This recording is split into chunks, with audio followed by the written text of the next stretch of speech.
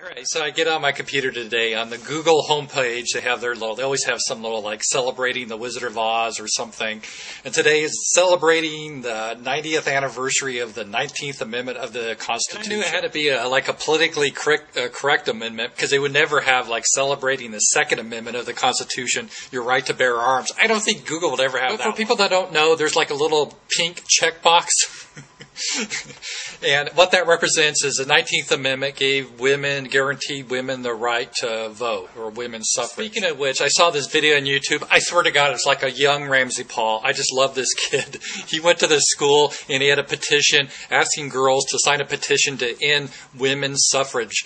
And I mean, they pretty much all signed. And it was just so. And the women's right to vote is one of those things that everyone just assumes it came from God and it must be true. And you'd have to be insane to be opposed to it. Never mind, in the majority of this country, people were opposed to it. And, they assumed that people that were opposed to it, they must all have been women haters. Everyone that lived in the past was women haters. And kids aren't taught in school there was like legitimate opposition to women's suffrage. And a lot of the opposition came from women. And they wrote eloquently why they were opposed to it. It's hard to find that now because it's been so censored, but I found an article written, Thoughts on Women Suffrage. It was by Madeline Dahlgren, and I'll link it to my website, and you can read her essay. She wrote this in 1871, and you can tell by her writing, she's probably more intelligent than like 95% of the women today. I mean, excellent writer. Put together the logical points why women should not vote. It's fascinating reading because it can apply to modern times. I mean, she wrote this before the gunfight at OK Corral. This is how long ago it was. But she wrote that the whole reason that women shouldn't vote is it divides families. So the family in a Christian nation. And by the way, conservatives like at WorldNet Daily and all you guys that always talk about Judeo-Christian, for some odd reason, they never said the word Judeo back then in their writings. They said Christian. I don't, something for you guys to ponder. But our basic argument is that women were represented through their husbands. The husbands would vote for the family, not only the women, but the children.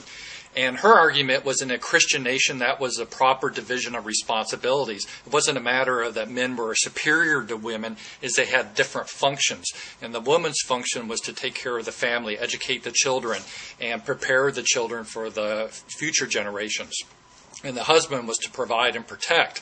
And if you had to vote, what if the husband votes one way and the wife votes the other way? It's a divided house. It can't stand. The prediction she wrote is she used the phrase, the hearth will be replaced by the state if women got the right to vote. And what she meant by that is the state would gain control over our lives and our families if women had the right to vote, because it would break up families. You'd see an increase in divorce. You would see a breakdown in the division of the family. And she turned out she was 100% right. She made the point that the chief function of women and mothers was to prepare children, daughters to be virtuous, and for sons to be brave. And without women being virtuous and men being brave, the people of the society cannot continue. She made the point that giving the vote to women will not elevate women, it will actually degrade them. It'll put women more in the workplace instead of the family.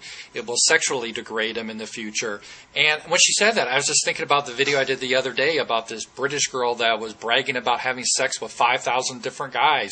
I know that's extreme, but that's what we're starting to see now. Instead of women, girls growing up to be mothers and wives, they're going through like this carousel of, penises, and they're not producing children, though. They're having abortions, there's contraception, but they're not carrying on the generations. And the ones that do are like single mothers, and we're seeing all sorts of social. It's so funny how like Republicans, supporting Sarah Palin, or how far conservatives have become. They've adopted Marxist concepts.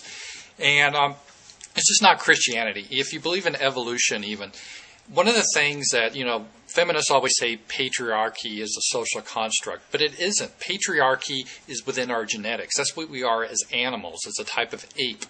And you could try to deny it, but it always reestablishes itself. And if you eliminate the patriarchy like we have now, you eliminate our future generations and they're replaced. Being replaced like white Britain is being replaced. They're going to probably be replaced by Muslims. And the women are going to see really what a patriarchy looks like, because it can't stand, because the women are no longer virtuous and the men or the boys are no longer grow up to be brave. And I'm talking about brave not meaning bar fights, but being willing to be able to stand up against political correctness. How many guys are like, oh, I'm in the sensitivity course, I better just shut up and nod my head. Again, that all happens when you broke the family, and the vote was one of the key things that helped break the family in the Western culture. So I would support repealing the 19th Amendment. It's not going to happen, but as the savagery we're going to, because the family has broke up, is not going to be very appealing to most women. So anyway, I guess you live and learn. Talk to you guys later.